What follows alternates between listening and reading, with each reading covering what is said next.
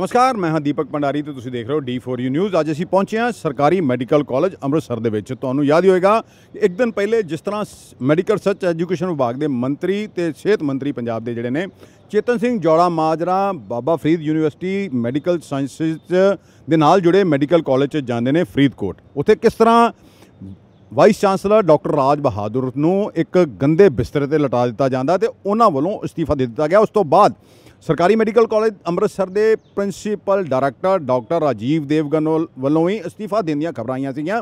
हुण अज असीं पहुंचे हाँ, देखो इस्तीफा उन्हां वल्लों उन्हां दी पूरी टीम वालों जिसे कहिए अपने जिहड़े उन्हां को एडिशनल चार्ज सीगे, मैं करैक्ट करना चाहांगा additional charge doctor Rajiv Devgan वैसे तो कैंसर यूनिट के मुखी ने, रेडियोलॉजी डिपार्टमेंट के मुखी ने ते सरकारी मैडिकल कॉलेज दे विच ते उन्हां कोल एडिशनल चार्ज सीगा मैडिकल कॉलेज के डायरैक्टर प्रिंसीपल का। इन्होंने वो एडिशनल चार्ज छड्ड दिता है।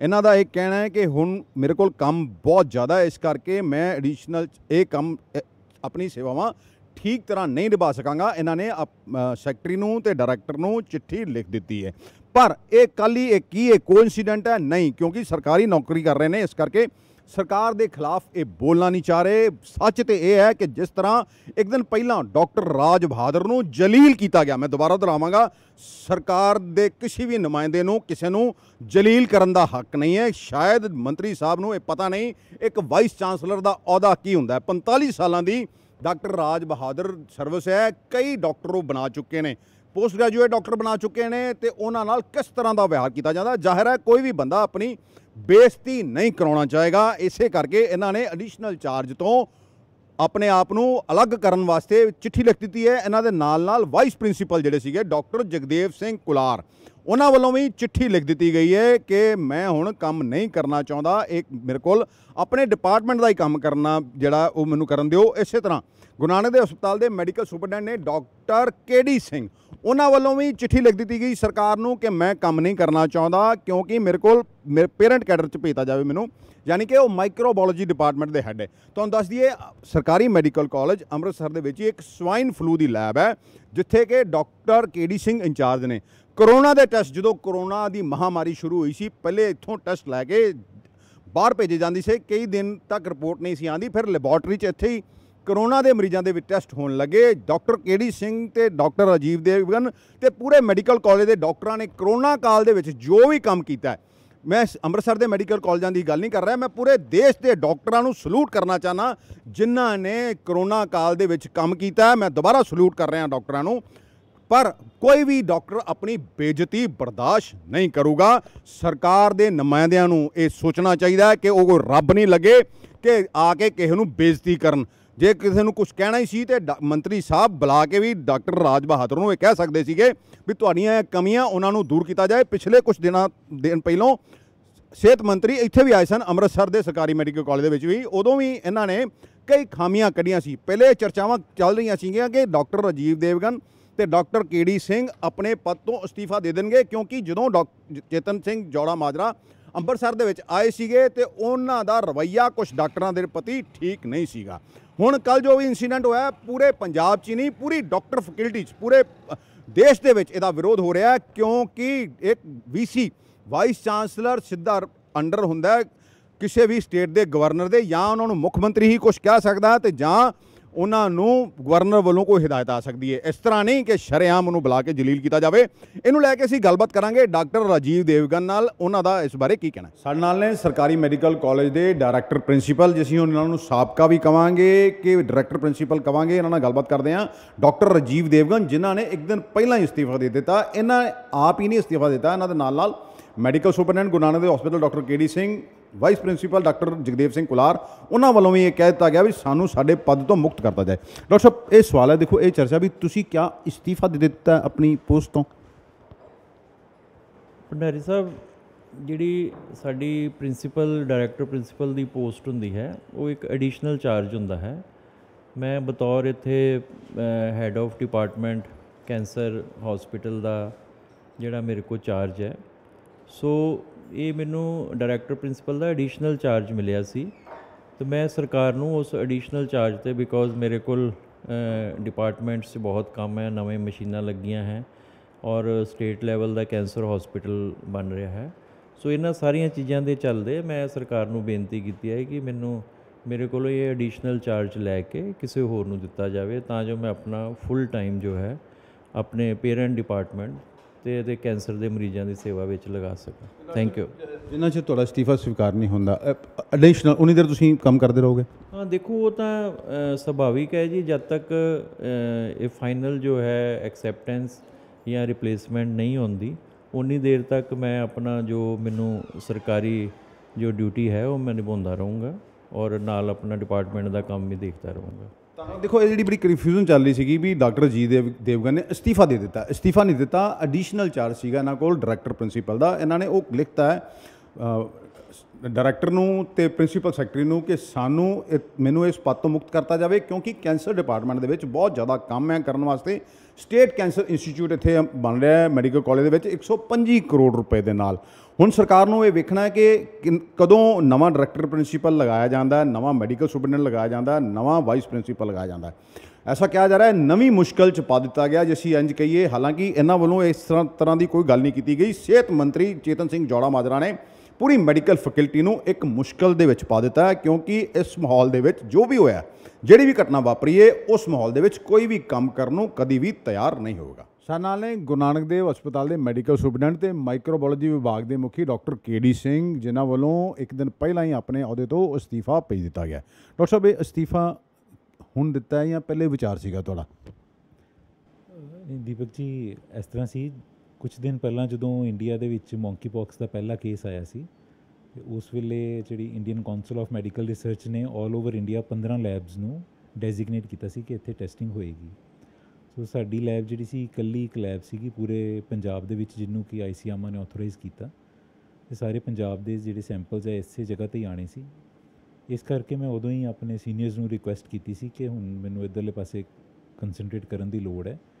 ਇੱਕ ਵਾਰੀ ਜਦੋਂ ਸਿਸਟਮ ਚੱਲ ਪਏ ਉਸ ਤੋਂ ਬਾਅਦ ਤੁਸੀਂ ਇੱਧਰ ਉੱਧਰ ਸ਼ਿਫਟ ਹੋ ਸਕਦੇ ਹੋ, ਪਰ ਜਦੋਂ ਸਿਸਟਮ ਨੂੰ ਸ਼ੁਰੂ ਕਰਨਾ ਹੁੰਦਾ ਹੈ ਉਸ ਵੇਲੇ ਤੁਹਾਨੂੰ ਕੰਸਨਟਰੇਟ ਕਰਨ ਦੀ ਲੋੜ ਹੁੰਦੀ ਹੈ ਇੱਕ ਜਗ੍ਹਾ 'ਤੇ।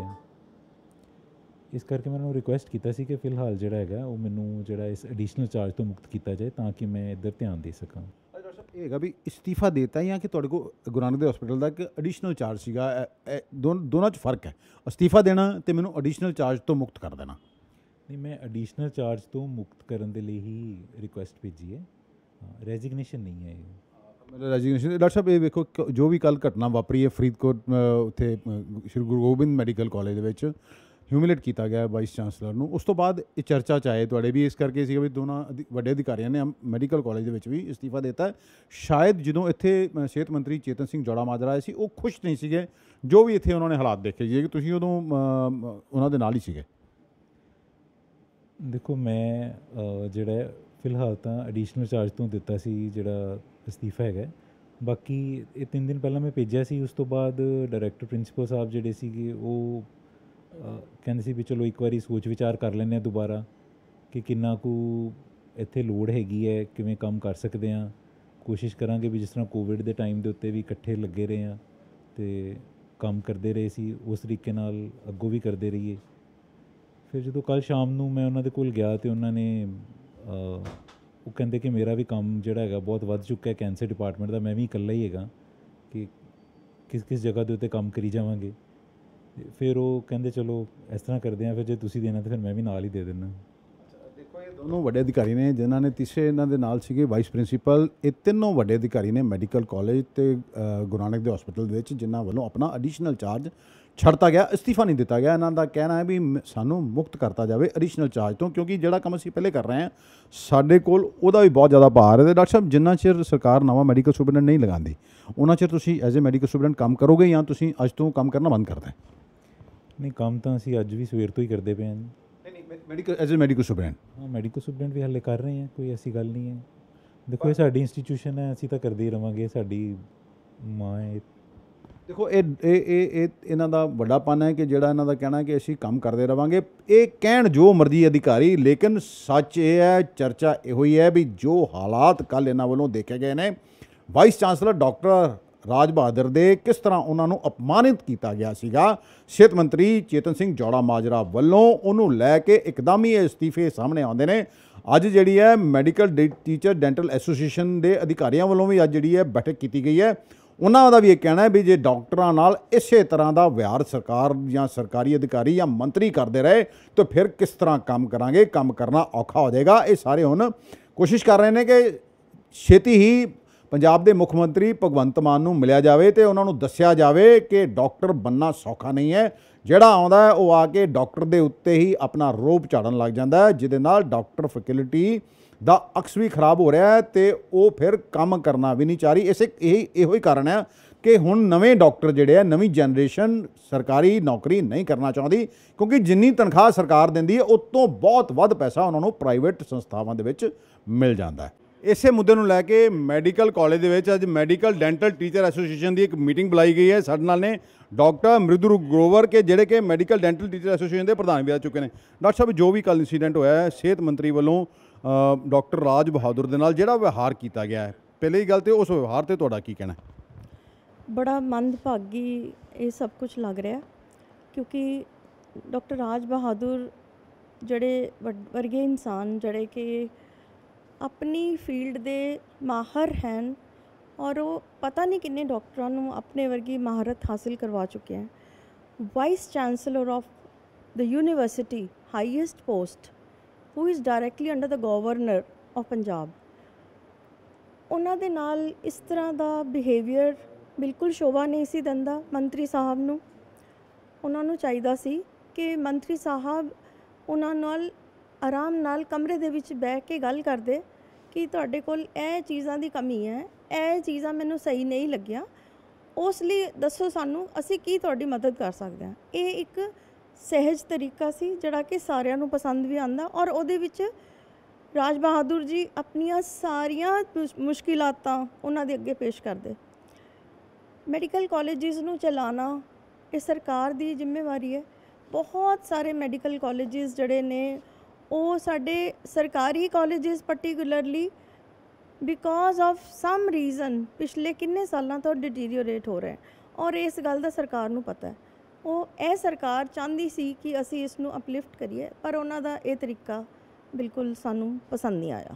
ਅੱਜ ਮੀਟਿੰਗ ਬੁਲਾਈ ਗਈ ਹੈ ਮੈਡੀਕਲ ਡੈਂਟਲ ਟੀਚਰ ਐਸੋਸੀਏਸ਼ਨ ਦੀ, ਤੁਹਾਡੀ ਪਟਿਆਲੇ ਵੀ ਗੱਲ ਹੋਈ ਹੋਣੀ ਹੈ ਤੇ ਹੋਰ ਵੀ ਪੂਰੀ ਐਸੋਸੀਏਸ਼ਨ ਨਾਲ ਗੱਲ ਹੋਈ ਹੋਣੀ ਹੈ। ਐਸੋਸੀਏਸ਼ਨ ਦਾ ਕੀ ਰਵੱਈਆ? ਵੈਸੇ ਤਾਂ ਬਹੁਤ ਸਾਰੇ ਰਿਐਕਸ਼ਨ ਆ ਰਹੇ ਸੋਸ਼ਲ ਮੀਡੀਆ ਤੇ ਵੀ ਇੱਕ ਵੀਸੀ ਨੂੰ ਇਸ ਤਰ੍ਹਾਂ ਅਪਮਾਨਿਤ ਕੀਤਾ ਜਾਣਾ ਠੀਕ ਨਹੀਂ ਹੈ।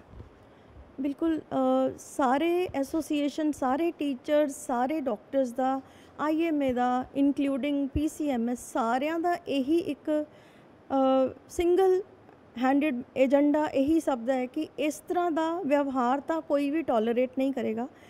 ਕਿਸੇ ਵੀ ਸਿਚੁਏਸ਼ਨ 'ਤੇ ਇੱਕ ਇੰਨੇ ਵੱਡੇ ਸੀਨੀਅਰ ਆਫਿਸਰ ਡਾਕਟਰਸ ਨੂੰ ਨਹੀਂ ਕੋਈ ਵੀ ਤੁਸੀਂ ਇਸ ਤਰ੍ਹਾਂ ਦੀ ਹਰਕਤ ਨਾਲ ਉਹਨਾਂ ਨੂੰ ਤੁਸੀਂ ਕੋਈ ਪੰਜਾਬ ਦੇ ਲਈ ਕੁਝ ਵਧੀਆ ਨਹੀਂ ਕਰ ਰਹੇ। ਸਾਰੇ ਇਹੀ ਚਾਹੁੰਦੇ ਨੇ ਕਿ ਮਿਨਿਸਟਰ ਸਾਹਿਬ ਜਿਸ ਤਰ੍ਹਾਂ ਦੇ ਵੀ ਤਰੀਕੇ ਉਹਨਾਂ ਨੇ ਅਪਣਾਏ ਨੇ ਉਸ ਤਰੀਕੇ ਤੋਂ ਅਨਕੰਡੀਸ਼ਨਲੀ ਉਹ ਮਾफ़ੀ ਮੰਗਣ ਔਰ ਅਸੀਂ ਸਾਰੇ ਜਾਣੇ, ਨਹੀਂ ਤਾਂ ਸਾਡੀ ਸਾਰੀ ਦੀ ਸਾਰੀ ਐਸੋਸੀਏਸ਼ਨ ਇਸ ਪੁਆਇੰਟ 'ਤੇ ਇੱਕ ਜਗ੍ਹਾ 'ਤੇ ਆ ਕੇ ਨਿਰਣੇ ਲੈਣ ਦੀ ਕੋਸ਼ਿਸ਼ ਕਰ ਰਹੀ ਹੈ ਕਿ ਅਸੀਂ ਸਾਰੇ ਜਾਣੇ ਇਸ ਤਰ੍ਹਾਂ ਦੇ ਵਿਵਹਾਰ ਨਾਲ ਸਹਿਮਤ ਹਾਂ, ਕਿ ਅਸੀਂ ਇਸ ਤਰ੍ਹਾਂ ਦੀ ਸਿਚੁਏਸ਼ਨ 'ਚ ਅੱਗੇ ਕੰਮ ਕਰਨ ਦੇ ਕਾਬਿਲ ਹਾਂ। ਤੁਸੀਂ ਅੱਗੇ ਤੁਹਾਨੂੰ ਪਤਾ ਲੱਗ ਹੀ ਗਿਆ ਹੋਣਾ ਕਿ ਰਾਜੀਵ ਦੇਵਗਨ ਜੀ ਡਾਕਟਰਸ ਜਿਹੜੇ ਸਾਡੇ ਡਾਇਰੈਕਟਰ ਪ੍ਰਿੰਸੀਪਲ ਨੇ, ਸਾਡੇ ਵਾਈਸ ਪ੍ਰਿੰਸੀਪਲ ਡਾਕਟਰ ਕੁਲਾਰ ਨੇ ਔਰ ਡਾਕਟਰ KD ਸਿੰਘ ਜਿਹੜੇ MS ਨੇ, ਉਹਨਾਂ ਨੇ ਤਾਂ ਆਲਰੇਡੀ ਆਪਣੇ ਪਦ ਤੋਂ ਇਸਤੀਫਾ ਦੇ ਦਿੱਤਾ। ਡਾਕਟਰ ਸਾਹਿਬ, ਇੱਕ ਮਾਸ ਰੈਜ਼ਿਗਨੇਸ਼ਨ ਦੀ ਵੀ ਗੱਲ ਕੀਤੀ ਜਾ ਰਹੀ ਹੈ, ਜਾਂ ਮਾਸ ਲੈਵਲ ਦੇ ਉੱਪਰ ਡਾਕਟਰ ਇਕੱਠੇ ਹੋ ਕੇ ਮੁੱਖ ਮੰਤਰੀ ਭਗਵੰਤ ਮਾਨ ਉਹਨਾਂ ਨੂੰ ਮਿਲਣਗੇ, ਕਿੰਨੀ ਸੱਚਾਈ? ਹਾਂ, ਇਹ ਤਾਂ ਸਾਡਾ ਇਹੀ ਸਟੈਪ ਜਿਹੜਾ ਹੈ ਸਭ ਤੋਂ ਜ਼ਿਆਦਾ ਸਾਡੇ ਲਈ ਸਫਲਤਾਪੂਰਵਕ ਰਹੇਗਾ। ਅਸੀਂ ਸਾਰੇ ਡਾਕਟਰ ਮਿਲ ਕੇ ਇੱਕ ਵਾਰ ਤਾਂ ਆਪਣੇ CM ਸਾਹਿਬ ਦੇ ਅੱਗੇ ਆਪਣੀ ਮੁਸ਼ਕਿਲਾਤਾਂ ਪੇਸ਼ ਕਰੀਏ ਔਰ ਉਹਨਾਂ ਨਾਲ ਬੈਠ ਕੇ, ਇਹ ਤਾਂ ਸਾਰਾ ਅਕ੍ਰੋਸ ਦਾ ਟੇਬਲ ਗੱਲ ਹੋਣੀ ਚਾਹੀਦੀ ਹੈ ਕਿ ਅਸੀਂ ਜੇ ਤੁਸੀਂ ਇੱਕ ਸਿਹਤ ਸਹੂਲਤਾਂ ਨੂੰ ਸੰਵਾਰਨ ਦੀ ਕੋਸ਼ਿਸ਼ ਕਰ ਰਹੇ ਹੋ ਤੇ ਉਹਦੇ ਲਈ ਅਕ੍ਰੋਸ ਦਾ ਟੇਬਲ ਦੋਨਾਂ ਧਿਰਾਂ ਤੋਂ ਗੱਲਬਾਤ ਇਸ ਤਰ੍ਹਾਂ ਹੋਏ ਕਿ ਦੋਨਾਂ ਨੂੰ ਪਸੰਦ ਆਵੇ ਔਰ ਅਸੀਂ ਸਾਰੇ ਜਣੇ ਅੱਗੇ ਵੱਧ ਕੇ ਕੰਮ ਕਰਨ ਨੂੰ ਤਾਂ ਤਿਆਰ ਬੈਠੇ ਹਾਂ। ਡਾਕਟਰ ਸਾਹਿਬ ਦੇਖੋ, ਜਿਵੇਂ ਇਸੇ ਕਾਰਨ ਹੈ ਕਿ ਨਵੀਂ ਜਿਹੜੇ ਹੁਣ ਲੋਕ ਹੈ ਡਾਕਟਰ ਨਹੀਂ ਸਰਕਾਰੀ ਮੈਡੀਕਲ, ਸਭ ਨੂੰ ਪਤਾ ਹੈ ਜੀ ਡਾਕਟਰਾਂ ਦੀ ਘਾਟ ਹੈ, ਸ਼ਾਇਦ ਇਸੇ ਕਰਕੇ ਲੋਕ ਪ੍ਰਾਈਵੇਟ ਸੈਕਟਰ 'ਚ ਜਾ ਰਹੇ हैं। ਇੱਥੇ ਆ ਕੇ ਇਸ ਤਰ੍ਹਾਂ ਦੀ ਹਿਊਮਿਲੇਸ਼ਨ ਇੰਨਾ ਪੜ੍ਹਨ ਲਿਖਣ ਤੋਂ ਬਾਅਦ ਵੀ ਕੋਈ ਵੀ ਬਰਦਾਸ਼ਤ ਨਹੀਂ ਕਰੇਗਾ। no tolerance towards humiliation, no tolerance towards the misbehavior with any doctor, जो मर्जी हो जाए। ਤੇ ਡਾਕਟਰ ਸਾਹਿਬ ਜਿਹੜਾ ਹੁਣ ਇਹਨਾਂ ਨੇ 3 ਅਧਿਕਾਰੀਆਂ ਨੇ ਮੈਡੀਕਲ ਕਾਲਜ ਦੇ ਵਿੱਚ ਇਸਤੀਫਾ ਦਿੱਤਾ, ਆਪਣੇ ਪਦ ਛੱਡ ਦਿੱਤੇ ਨੇ, ਇਹਦਾ ਅਸਰ ਕੀ ਹੋਏਗਾ? ਅਸਰ ਤੇ ਦੇਖੋ ਸਰਕਾਰ ਨੂੰ ਇੱਕ ਇਸ ਗੱਲ ਤੇ ਸੋਚਣਾ ਤੇ ਮਜਬੂਰ ਹੋਣਾ ਪਏਗਾ ਕਿ ਕਿਆ ਅਸੀਂ ਇਹ ਸਾਰਾ ਕੁਝ ਬਰਦਾਸ਼ਤ ਕਰ ਸਕਦੇ ਹਾਂ। ਅੱਜ 3 ਅਧਿਕਾਰੀ ਹੈ, ਕੱਲ ਨੂੰ 10 ਅਧਿਕਾਰੀ ਹੋਰ ਬੈਠੇ ਨੇ, ਉਸ ਤੋਂ ਬਾਅਦ ਹੋ ਸਕਦਾ ਪੂਰੇ ਦੇ ਪੂਰੇ ਮੈਡੀਕਲ ਕਾਲਜ ਦੇ ਸਾਰੇ ਟੀਚਰਸ ਹੀ ਮਾਸ ਰੈਜ਼ਿਗਨੇਸ਼ਨ ਦੇਣ ਨੂੰ ਤਿਆਰ ਬੈਠੇ ਆ। ਤੇ ਕਿਆ ਇਹ ਸਰਕਾਰ ਦੇ ਲਈ ਇੱਕ ਸ਼ੋਭਾਦਾਇਕ ਹੋਏਗਾ? ਸ਼ਾਇਦ ਸਰਕਾਰ ਨੂੰ ਇਸ ਤੇ ਬਹੁਤ ਜ਼ਬਰਦਸਤ ਵਿਚਾਰ ਕਰਨਾ ਪਏਗਾ। ਤੁਸੀਂ ਵੇਖ ਸਕਦੇ ਹੋ ਕਿ ਕਿਸ ਤਰ੍ਹਾਂ ਡਾਕਟਰ ਰਾਜ ਬਹਾਦਰ ਦੀ ਜਿਹੜੀ ਬੇਇੱਜ਼ਤੀ ਕੀਤੀ ਜਾਂਦੀ, ਉਹਨੂੰ ਲੈ ਕੇ ਪੂਰਾ ਡਾਕਟਰ ਜਗਤ ਇਕਜੁੱਟ ਹੋ ਗਿਆ। ਇਹਨਾਂ ਦਾ ਇਹ ਵੀ ਕਹਿਣਾ ਕਿ ਅਸੀਂ ਮਾਸ ਰੈਜ਼ਿਗਨੇਸ਼ਨ ਦੇਣ ਨੂੰ ਵੀ ਤਿਆਰ ਹਾਂ। ਇਹ ਉਹ ਡਾਕਟਰ ਨੇ, ਉਹ ਲੋਕ ਨੇ, ਉਹ ਕਹਿ ਲਓ ਕਿ ਜਿਹੜੇ ਕਿ ਭਾਵੀ ਡਾਕਟਰਾਂ ਨੂੰ ਤਿਆਰ ਕਰ ਰਹੇ ਨੇ। ਸਮਾਜ ਦੀ ਇਹ ਜੜ ਨੇ। ਨਹੀਂ ਹੋਣਗੇ ਸਿੱਖਿਅਕ, ਜੇ ਨਹੀਂ ਹੋਣਗੇ ਤੇ ਸਮਾਜ ਦਾ ਕੀ ਹਾਲਾਤ ਹੋਏਗਾ? ਸ਼ਾਇਦ ਸਾਡੇ ਲੀਡਰਾਂ ਨੂੰ ਇਹ ਗੱਲ ਦਾ ਪਤਾ ਨਹੀਂ। ਜੇ ਪਤਾ ਹੁੰਦਾ ਤੇ ਕੱਲ ਡਾਕਟਰ ਰਾਜ ਬਹਾਦਰ ਨੂੰ ਇਸ ਤਰ੍ਹਾਂ ਹਿਊਮਿਲੇਟ ਨਾ ਕੀਤਾ ਜਾਂਦਾ। ਬਾਕੀ ਮੀਟਿੰਗ ਬੁਲਾਈ ਗਈ ਹੈ, ਇਹਨਾਂ ਵੱਲੋਂ ਮਾਸ ਰੈਜ਼ਿਗਨੇਸ਼ਨ ਦਿੱਤਾ ਜਾਏਗਾ ਜਾਂ ਕਿਸ ਤਰ੍ਹਾਂ ਇਕੱਠੇ ਹੋ ਕੇ ਮੁੱਖ ਮੰਤਰੀ ਭਗਵੰਤ ਮਾਨ ਨੂੰ ਮਿਲਿਆ ਜਾਏਗਾ, ਇਹ ਤੇ ਆਉਣ ਵਾਲਾ ਸਮਾਂ ਹੀ ਦੱਸੂਗਾ। ਪਰ ਜੋ ਵੀ ਕੱਲ ਹੋਇਆ ਉਹ ਬੜੀ ਹੀ ਮੰਦਭਾਗੀ ਘਟਨਾ ਹੋਈ ਹੈ। ਇਹਦੇ ਨਾਲ ਤਮਾਮ ਜਿਹੜੇ ਡਾਕਟਰ ਹੈ, ਇੱਕ ਤੇ ਉਹਨਾਂ ਦੀ ਹਿਊਮਿਲੇਸ਼ਨ ਹੋਈ, ਅਪਮਾਨਿਤ ਮਹਿਸੂਸ ਕਰ ਰਹੇ ਨੇ, ਨਾਲ ਦੇ ਨਾਲ ਉਹਨਾਂ ਦਾ ਮੋਰਲ ਵੀ ਡਾਊਨ ਹੋਇਆ। ਹੁਣ ਸਰਕਾਰੀ ਨੌਕਰੀ ਛੱਡ ਦੇਣ, ਇਹਦੇ ਤੇ ਵਿਚਾਰ ਕਰ ਰਹੇ ਨੇ। ਸਾਲਾਂ ਨੇ doctor Rakesh Sharma vice of Amritsar ਦੇ ਵੀ ਨੇ ਤੇ ਇੱਥੇ ਬਹੁਤ ਲੰਬੇ ਸਮੇਂ ਤੋਂ ਮੈਡੀਕਲ ਕਾਲਜ 'ਤੇ ਆਪਣੀ ਸੇਵਾਵਾਂ ਦੇ ਰਹੇ। ਡਾਕਟਰ ਸਾਹਿਬ, ਜੋ ਵੀ ਇਨਸੀਡੈਂਟ ਕੱਲ ਹੋਇਆ ਉਹਦੇ ਬਾਰੇ ਤੁਹਾਡਾ ਕੀ ਕਹਿਣਾ ਤੇ ਐਸੋਸੀਏਸ਼ਨ ਦਾ ਕੀ ਸਟੈਂਡ ਹੈ? ਦੇਖੋ, ਜੋ ਇੱਕ ਜਿਹਨੂੰ ਅਸੀਂ ਆਪਟਿਕਸ ਕਹਿੰਦੇ ਆ ਕਦੀ ਵੀ ਕਿਸੇ ਸਿਚੁਏਸ਼ਨ ਦੇ, ਉਹ ਆਪਟਿਕਸ ਉਸ ਕੱਲ ਵਾਲੇ ਐਪੀਸੋਡ ਦੇ ਅੱਛੇ ਨਹੀਂ ਸੀ ਹੈਗੇ। ਦੇਖਣ ਨੂੰ ਨਜ਼ਰਾਂ 'ਚ ਬੁਰਾ ਲੱਗਦਾ ਸੀ ਕਿ ਇੱਕ ਸੀਨੀਅਰ ਲੈਵਲ ਦਾ ਕੋਈ ਤੁਸੀਂ ਆਫਿਸਰ ਹੈ ਜਾਂ ਐਡਮਿਨਿਸਟ੍ਰੇਟਰ ਹੈ, ਅਗਰ ਤੁਸੀਂ ਉਹਨੂੰ ਇਹੋ ਜਿਹੀ ਪੋਜੀਸ਼ਨ 'ਚ ਲੈ ਆਓ ਤਾਂ ਉਹ ਮੇਰੇ ਖਿਆਲ ਇੱਕ ਆਮ ਬੰਦੇ ਨੂੰ ਦੇਖਣ 'ਚ ਬੁਰਾ ਲੱਗਦਾ ਹੈ। ਬਾਕੀ ਮੰਤਰੀ ਜੀ ਦੇ ਮਨ ਦੇ ਵਿੱਚ, ਮੰਤਰੀ ਜੀ ਦੇਖੋ ਉਹ ਇੰਸਟੀਟਿਊਸ਼ਨਲ ਹੈੱਡ ਨੇ ਸਾਡੇ, ਉਹਨਾਂ ਦੇ ਮਨ ਵਿੱਚ ਜੋ ਵੀ ਕਿਸੇ ਤਰ੍ਹਾਂ ਦੀ ਕੋਈ ਇਸ਼ੂਜ਼ ਹੈਗੇ ਨੇ ਜਿਹੜੇ ਕਿ ਉਹ ਸੋਚਦੇ ਨੇ ਕਿ ਉਹਨਾਂ ਨੂੰ ਉਹ ਇੰਪਲੀਮੈਂਟ ਕਰਨਾ ਚਾਹੁੰਦੇ ਆ, ਤੇ ਉਹ ਆਰਾਮ ਨਾਲ ਬੈਠ ਕੇ ਡਾਕਟਰਸ ਨਾਲ ਜਾਂ ਐਡਮਿਨਿਸਟ੍ਰੇਸ਼ਨ ਨਾਲ ਗੱਲ ਕਰਨ। ਉਹ ਬਿਲਕੁਲ ਠੀਕ ਹੈ, ਜੋ ਐਡਮਿਸ਼ਨ ਜੋ ਹੋਇਆ ਮੈਂ ਉਹਦੀ ਗੱਲ ਕਰ ਰਿਹਾ ਵੀ ਦੇਖੋ ਕਿਆ ਉਹ ਠੀਕ ਹੈ, ਤੇ ਉਹਦੇ ਬਾਰੇ ਹੁਣ ਡਾਕਟਰਸ ਦਾ ਕੀ ਕਹਿਣਾ ਹੈ?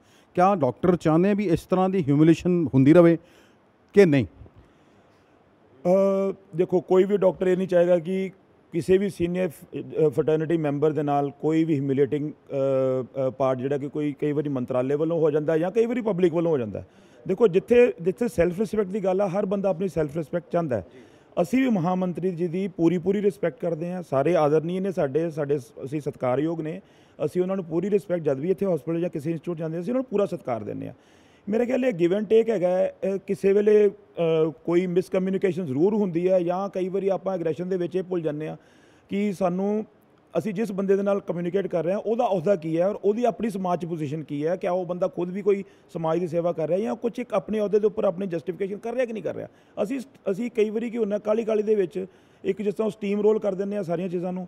ਉਹ ਸਟੀਮ ਰੋਲਿੰਗ ਐਟੀਟਿਊਡ ਜਿਹੜਾ ਨਾ, ਉਹ ਕਦੀ ਉਹਦੇ ਵਿੱਚ ਕੁਛ ਉਹ ਕਹਿੰਦੇ ਨਾ ਕਣਕ ਦੇ ਨਾਲ ਉਹ ਵੀ ਭੁੱਲ ਜਾਂਦਾ, ਉਹ ਵੀ ਨਾਲ ਉਹ ਹੋ ਜਾਂਦਾ। ਸਰ, ਜੋ ਹੋਇਆ ਸਭ ਨੇ ਦੇਖਿਆ ਵੀ ਜਿਸ ਤਰ੍ਹਾਂ ਦਾ ਅਪਮਾਨ ਰਾਜ ਬਹਾਦਰ ਨੂੰ, ਵਾਈਸ ਚਾਂਸਲਰ ਨੂੰ ਸਹਿਣਾ ਪਿਆ, ਜੋ ਉਹਨਾਂ ਨੇ ਅਸਤੀਫਾ ਵੀ ਦੇ ਦਿੱਤਾ, ਉਹਦੇ ਨਾਲ ਉਹਦਾ ਰਿਐਕਸ਼ਨ ਵੀ ਆਇਆ। ਸਰਕਾਰੀ ਮੈਡੀਕਲ ਕਾਲਜ ਦੇ ਪ੍ਰਿੰਸੀਪਲ ਜਿਹੜੇ ਆ ਉਹ ਵੀ ਛੱਡ ਗਏ, ਆਪਣਾ ਅਹੁਦਾ ਛੱਡ ਗਏ, ਮੈਡੀਕਲ ਸੁਪਰਡੈਂਟ ਛੱਡ ਗਏ, ਵਾਈਸ ਪ੍ਰਿੰਸੀਪਲ ਨੇ ਵੀ ਆਪਣਾ ਅਹੁਦਾ ਛੱਡ ਦਿੱਤਾ। ਕੁੱਲ ਮਿਲਾ ਕੇ ਹੁਣ ਐਸੋਸੀਏਸ਼ਨ ਜਿਹੜੀ ਹੈ ਉਹ ਕਿੱਥੇ ਸਟੈਂਡ ਕਰਦੀ ਹੈ? ਵੀ ਇਹ ਵੀ ਗੱਲ ਆ ਰਹੀ ਹੈ ਵੀ ਮਾਸ ਰੈਜ਼ਿਗਨੇਸ਼ਨ ਦੇ ਦਿੱਤੇ ਜਾਵੇ, ਕਿਉਂਕਿ ਡਾਕਟਰ ਜਿਹੜਾ ਸੌਫਟ ਟਾਰਗੇਟ ਮੰਨੇ ਜਾਂਦੇ, ਜਿਹੜਾ ਆਉਂਦਾ ਉਹ ਡਾਕਟਰ ਦਾ ਹੀ ਗਲਾ ਫੜ ਲੈਂਦਾ। ਦੇਖੋ, ਇਹ ਤਾਂ ਮੇਰਾ ਖਿਆਲ ਆ ਵੀ ਕਈ ਸਾਲਾਂ ਤੋਂ ਅਸੀਂ ਦੇਖ ਰਹੇ ਹਾਂ, ਜਦ ਦਾ ਕੰਜ਼ਿਊਮਰ ਪ੍ਰੋਟੈਕਸ਼ਨ ਐਕਟ ਆਇਆ, ਤੁਸੀਂ ਦੇਖਿਆ ਹੋਣਾ ਕਿ ਡਾਕਟਰਸ ਵਾਕਈ ਇੱਕ ਸੌਫਟ ਟਾਰਗੇਟ ਹੈਗੇ ਨੇ। ਮੈਂ ਤਾਂ ਅੱਜ ਨਿਊਜ਼ ਇੱਕ ਪੜ੍ਹ ਕੇ ਹੈਰਾਨ ਰਹਿ ਗਿਆ ਕਿ ਕਿਸੇ ਹਸਪੀਟਲ ਦੇ ਬਾਹਰੋਂ ਉਹਨਾਂ ਨੇ ਕੋਈ ਸਕੂਟਰ ਚੱਕਿਆ ਗਿਆ ਜਾਂ 2 ਐਪੀਸੋਡ ਚੋਰੀ ਦੇ ਹੋ ਗਏ। ਉਹ ਕਹਿੰਦੇ ਉਹਦੇ ਵਾਸਤੇ ਵੀ ਡਾਕਟਰ ਰਿਸਪੌਂਸੀਬਲ ਹੈ। I mean this is going over the board. ਹੁਣ ਹਰ ਚੀਜ਼ ਦੀ ਡਾਕਟਰਸ ਹੀ ਰਿਸਪੌਂਸੀਬਲ ਹੈ, ਤੇ ਫਿਰ ਇਹ ਸਰਕਾਰਾਂ ਕਾਹਦੇ ਵਾਸਤੇ ਨੇ ਜਾਂ ਫਿਰ ਇਹ ਜੋ ਉੱਪਰ ਬਾਕੀ ਦੇ ਐਡਮਿਨਿਸਟ੍ਰੇਟਰ ਬੈਠੇ ਨੇ ਉਹ ਕਾਹਦੇ ਵਾਸਤੇ ਨੇ?